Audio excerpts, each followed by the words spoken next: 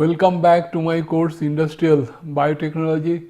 Now, in the last lecture, I discussed about the enzymatic reaction kinetics, and basically I told you that enzymes they're very specific as per substrate is concerned, because I told you that as for example glucose isomerase can act on glucose and produce the fructose. It cannot act other than glucose. So, they are very specific. Protease acts on protein molecule to degrade the protein. Lipase acts on lipid just to degrade the lipid molecule. So, they are very specific as per substrate, and this kinetics of the enzyme degradation, that is explained with the help of Michaelis-Menten equation. And then we discussed different inhibition kinetics. We have competitive inhibition, we have non-competitive inhibition, we have uncompetitive inhibition, and now in this lecture we want to go little bit ahead, because when we want to carry out any kind of enzymatic reaction in kind of reactor, and how you to produce some kind of product, how we can analyze the system. So, this I am going to discuss here. Now, first I want to tell I told you that that as the processes are concerned, there are two type of process we have. One is batch process, another is continuous process. Now, if you look at this enzymatic the batch process, particularly batch process is considered is the unsteady state operation. Why it is unsteady state? If you look at the substrate concentration with respect to time, it will keep on decreasing with respect to time. As we know the rate of substrate degradation, this is proportional to the substrate concentration. Am I right? Now, if the substrate concentration keep on changing, naturally rate of reaction is changes. So, it is a example of the unsteady state operations. Now, this is now I told you when you do any kind of reactor analysis, we use a formula. What is this formula? Rate of input equal to rate of output plus rate of consumption plus rate of accumulation. Now, here in case of suppose this is the batch process, there is no input, there is no output. So, we can write this is equal to 0 and this is equal to 0. What is the consumption? Rate of reaction into V, because rate of reaction is ds by dt. ds is the concentration mass per unit volume. If you multiply it by volume, then you will get the total what is the rate of change of the substrate molecule that is there, and this is the accumulation S into V into dt. This is called accumulation. So, this is how we explain here. Ds by dt is considered minus V. This is because why is minus? Because substrate concentration keep on decreasing with respect to time. So, it is since it is decreasing, this minus sign has come, but at the same time when you have product formation, then this will be, if you write dp by dt, this always will be positive, because when you talk about the ds by dt, this will be negative, because this is the decreasing profile, this is the increasing profile that we have. Now, here you see that that how we analyze the system, that we can have this here, this so what you can write here, the minus rs into V equal to dsv by dt. Am I right? And now, here that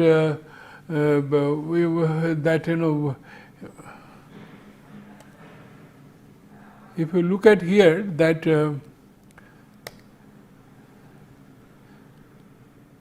your V equal to V max S Km plus S. Am I right? Now, what we can do, this is equal to, this is a minus ds by dt. Now, I can bring it here that we can exchange like this, and if we exchange, then we'll come across the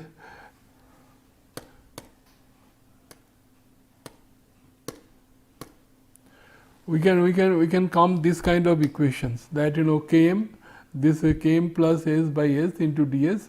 So, this equation will come.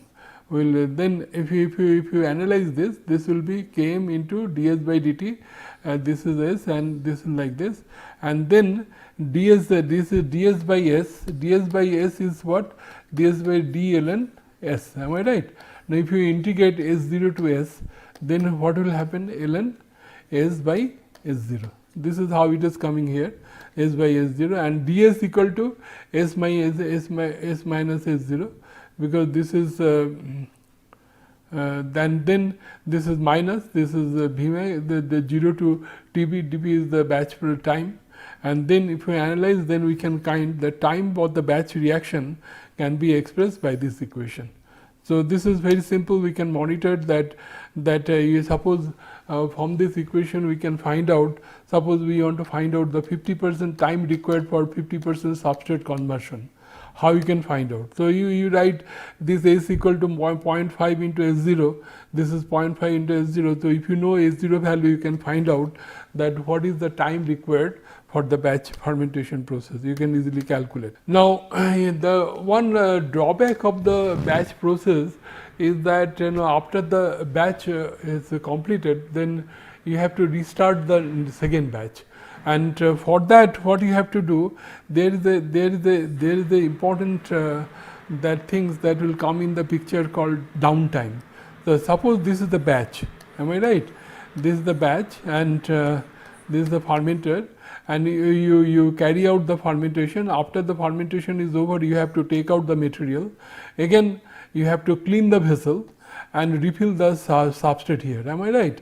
For that, you require some time, and this time we consider as the downtime. So, whenever we talk about any kind of batch fermentation process, we shall have to consider the total batch time. Total time is the total batch time, reaction time is the time required for the reaction to carry out in the batch process plus downtime. So, this downtime we have to consider in case of batch fermentation process. This we shall have to remember. Now, at the end I shall solve some kind of numerical problem. When you solve the numerical, your idea on this that particular things will be clear.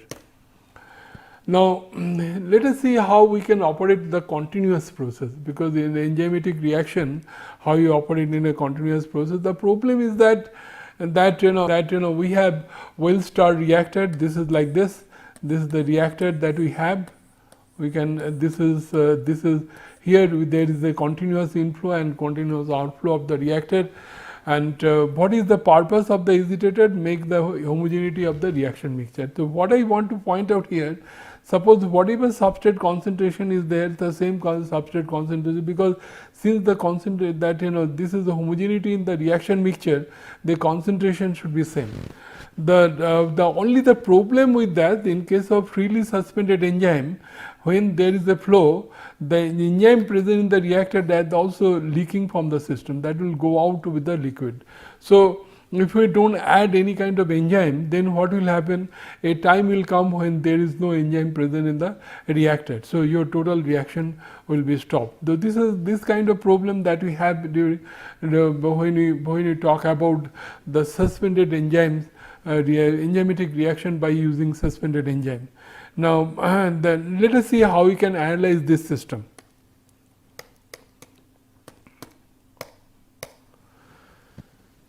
Now, actual that dilution rate, already we might be knowing that dilution rate is what? The flow rate. This is volumetric flow rate by volume. What is the volumetric flow rate? Volume per unit time. Am I right?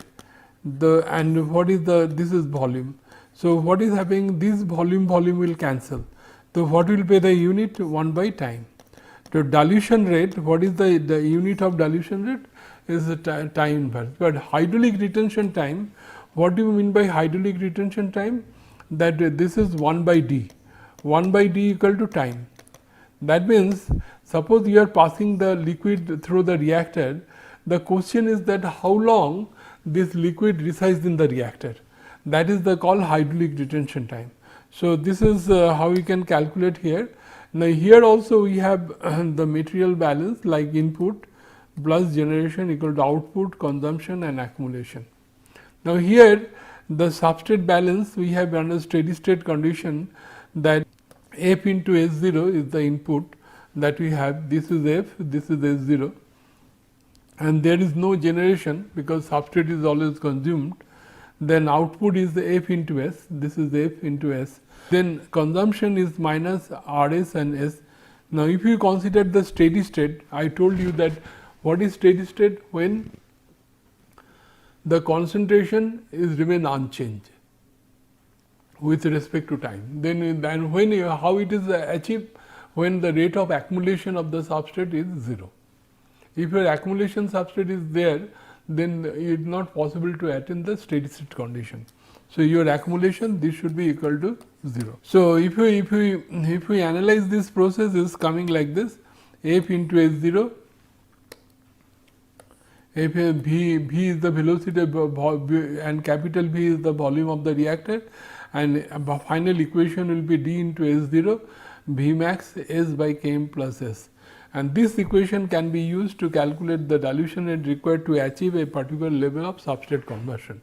Suppose we want to achieve the 50% substrate conversion, 80% substrate conversion, that this equation we can use that how we can achieve that particular conversion and how much time is required, that also we can calculate from that. How you can calculate the time? I can tell you that that also we can, I have already mentioned what is the T equal to V by F, am I right? V by F equal to 1 by D. So, if you so this is the volume of the reactor, this is the particular volumetric flow rate, and if we find out the time of the reaction from this particular process, then we can easily find out the volume of the reactor.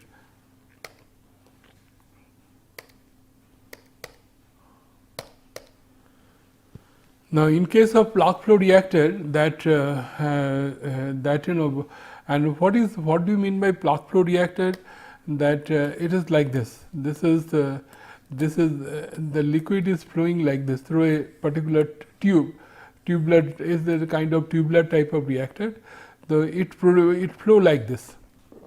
Now, plug flow means that in a true sense, ideal plug flow, there should not be any kind of velocity gradient across the cross section of the tube. This is called in case of ideal plug flow. Now, it goes like this, that one and two others. Now, if you look at, suppose this is the S0 and this is S, the S0 with respect to distance, this keep on decreasing with respect to time. So, that means your substrate concentration and different parts of the reactor, that will be different. So, at different distance you have different rate of reaction. It is something similar to the batch process. What is the batch process? Batch process is substrate with respect to time, it is decreasing like this. And here in case of plug flow reactor, this substrate concentration that decreasing with respect to distance. But here one thing is that there is no axial mixing. Axial mixing means when it goes like this, there should not be axial this side axial mixing. There might be the radial mixing. Radial mixing is permissible, but axial mixing is not possible. Axial mixing actually takes place in case of CSTR. The composition varies along with the flow path, that I have already explained. Now, this is kind of example that we have. Suppose this is, I told you this is F into S0 and this is M into S. Now, to analyze the system, we initially considered a differential fragments. This is a differential fragments whose thickness is del Z, and so this is the, if you know the cross sectional area A and del Z, this will be equal to volume of the del V. Del V means volume of this particular differential section. Now, if you want to do the mass balance across this particular differential section, again our equation is same, input equal to output plus consumption accumulation. What is the input? F into S into Z, this is the Z step action, and whatever change is there, I can write Z plus del Z, and then this minus R s into this volume, because that we can express like this.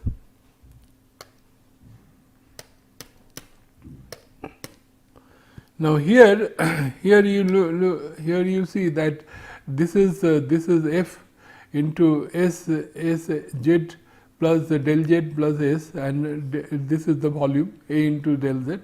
Now here what is happening? This is a flow rate. Flow rate is what?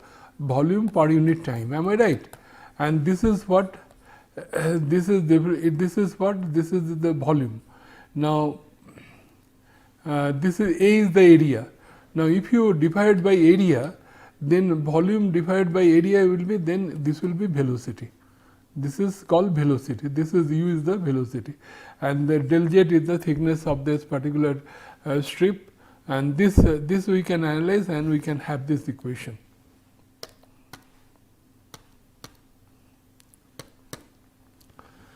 Now finally we will come across this equation. This is 1 by U equal to del Z. This is the strip that because this is what we are planning to do. We have analyzing across this strip. This is equal to del Z. So if we know the del Z and we can integrate 0 to L, this is whole length, then we can have we can take care whole volume of the reactor. So this is how we can do this, that this is equal to L, and this whole strip is. Now if you look at this this equation, that this is that U, if you U by L, U is the velocity, L is the length, then this will be equal to U, the time inverse. Am I right? And L by U is the time.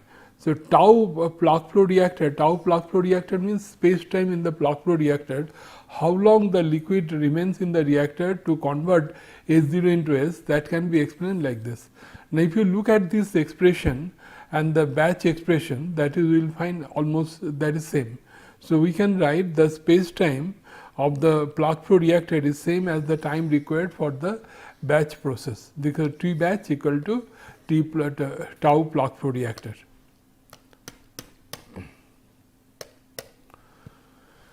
Now this is the problem I told you at the beginning, that we want to solve a numerical problem, and if we understand the problem correctly, then I hope that the conception of this reactor analysis will be very much clear to you. Then try to understand. Now what is this problem? Problem is that glucose is to be converted to fructose by using the glucose isomerase enzyme. So you know that you have a reactor like this.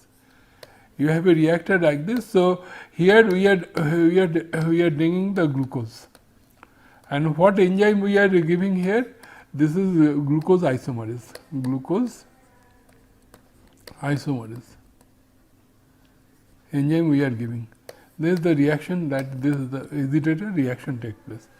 The initial glucose concentration is 200. So S0 is 200 grams per liter. Am I right? The degree of conversion is 60%. So we want to produce 60% conversion of the substrate. So what you have to do, that we want to produce 10 kg of fructose per day from glucose by using glucose isomerase. So what should be the volume of the reactor in the batch process? CSTR and plug flow reactor, and the kinetic constants are given. Vmax is this much, and Km value is this much. The yield coefficient means, that is Y P by S is the yield coefficient, means gram of product formation per gram of substrate consumed. This is 1. That means 1 gram of glucose gives 1 gram of fructose, and downtime is considered as the 4 hours, and activity of the biocatalyst can be assumed to be constant in time. So this is the couple of assumptions we have made. Let us see how we can solve it.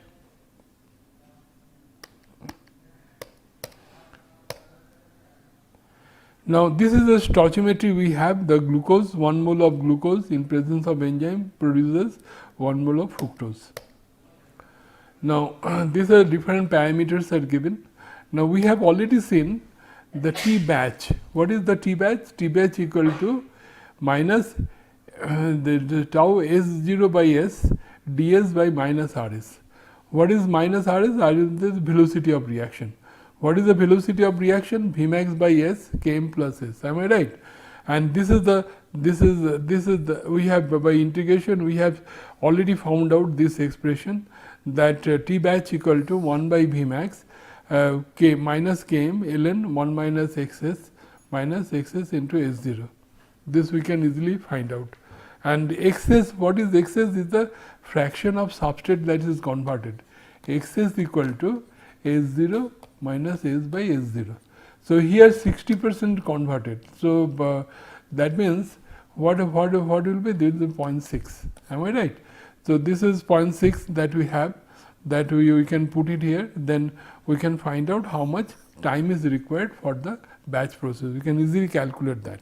Now here again I told you that one of the drawback of the batch process is the downtime, because when you run the batch, you have one after the completion of one batch you have to run another batch. So naturally that you require some time, because you have to take the material out and you have to clean the vessel, again refill the vessel. So for that you require some time, then that we consider as a downtime. So that downtime we have to consider. So here we have already find out that suppose we find out this is 2.307 hours, and but you have downtime is 4 hours. So total time of the batch process is coming how much?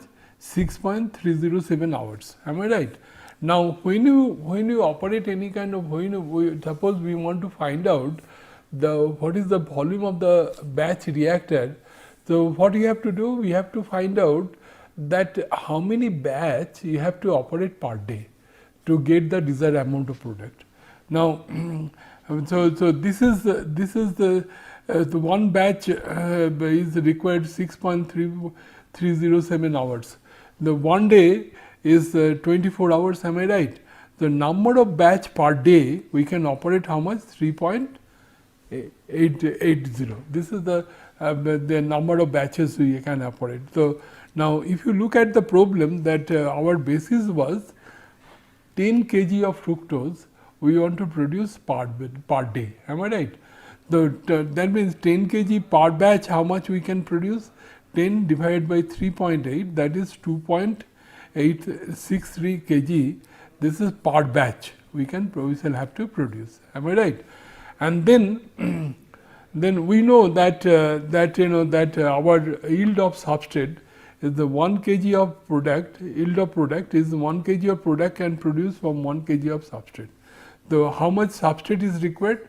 Then since it is 2.63 kg of product, then our substrate also required 2.63 kg of substrate.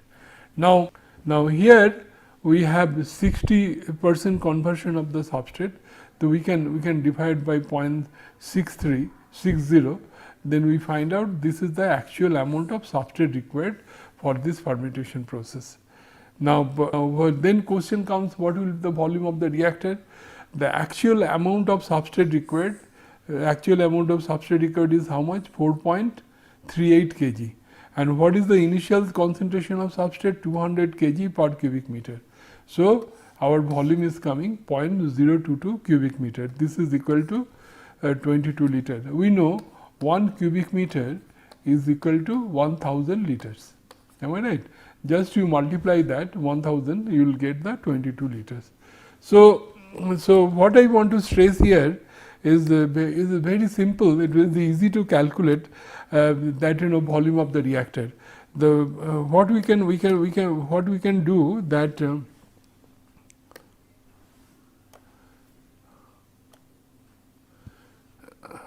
First again I am repeating it again, that if you look at the batch process, first we do what you can find out, we shall have to find out the time of the batch process. Once your time of the batch process is done, then you have to find out that total time required for the batch process, that the batch process plus downtime. And when you have the total time, then you find out number of batches per day. Then once you know the number of batches, then you find out that how much product you have to produce per batch, that is 2.63, And you know, when you have the stoichiometry, that for getting this much of product, how much substrate is required, then you can easily find out how much substrate is required. And since you want to have 60% conversion, so you can easily calculate how much product is required, how much substrate is required for this process. Once you know that how much substrate is required, then initial substrate concentration you divide, you will get the volume of the reactor. So you can easily calculate that. Now let us come to the CSTR process. Now in the CSTR, what we have like this. We have continuous inflow and outflow, and our expression that we have already developed, that is tau CSTR, because the tau CSTR is equal to S0 minus S by minus RS. This is how we can write. Now this can be simplified in this form. If the RS is the velocity of reaction, you put this value, you will get this equation, and then you put this value that you can remember. I can little bit elaborate here in from the material analysis. You see, I have what I have shown. You can, if this is equal to V equal to minus ds by dt into V. Am I right? This VB will cancel. So it will be, what we will be having, that dt equal to, I can write like this. I can write dt equal to, I can write ds by minus rs, and this is only S0 minus S minus rs. So this, how this has come, that there should not be any confusion how it has come. So this is how it has come. Then we know that velocity of reaction equal to minus rs. This is equal to V max S Km plus S. So you can put this value in this equation, and we can find this and the expression, and you put the values with 60% conversion of the substrate, and here time is coming around 2.63 hours. Now here, in a advantage of the continuous process is that there is no downtime. No downtime is required in the continuous process, because you continuously you can operate. Now let us see how we can find out that volume of the reactor.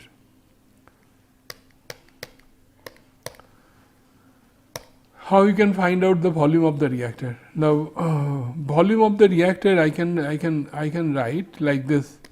What we can write, tau CSTR equal to volume of the CSTR by F. F is the volumetric flow rate.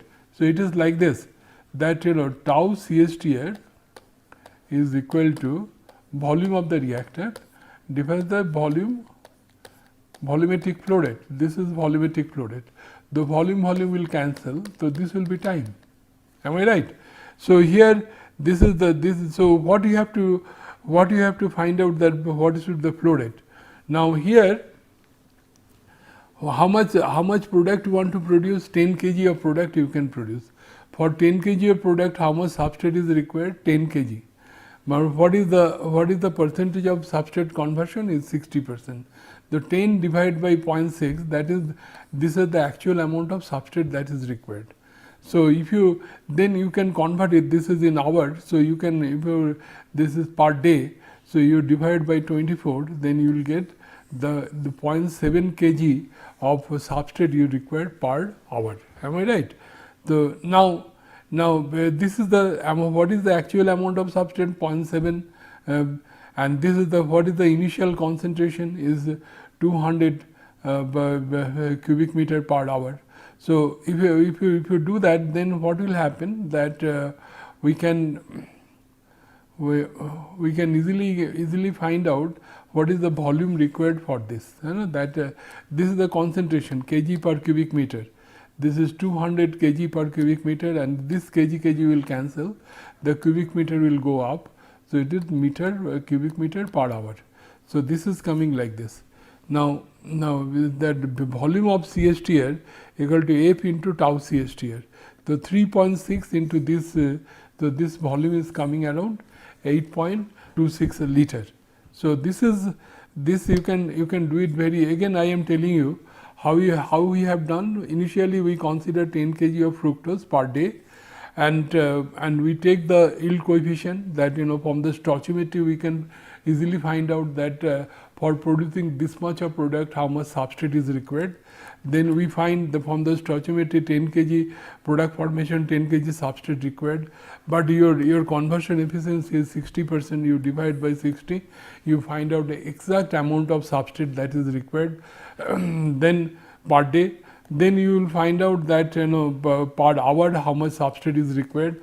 The volumetric flow rate you have to calculate for this equation, and that can be determined by this, that actual substrate requirement, that is 0.7 kg per hour, and this is the initial substrate concentration is 200 kg per cubic meter. So, you can find out the volumetric flow rate. Now, you did multiply it with your tau CSTR, you will get the volume of the reactor. So, it is very simple. I hope you can do it. Now, let us come to the plug flow reactor. In case of plug flow reactor, your calculation is similar to as per your batch process is concerned. This equation we have seen, the expression that we have for the T batch and tau plug flow reactor is same. So, here we can put the same value 60% of conversion, and you can easily find out this, and this value is same. If you this is equal to T batch. If you look at the initial part, then you will find that it is the same. But now this tau, when you consider the tau plug flow reactor, now here also what we have, this is volume by flow rate. Am I right? This flow rate you have to find out. Now, we have already shown you how you can calculate the flow rate in the previous problem. Same flow rate you can put it here, then you will get the volume of the reactor. Same flow rate you can find the same value that what we have calculated in case of CSTR. If you do that, you multiply it by that, you will get the this is the volume of the reactor in case of plug flow reactor.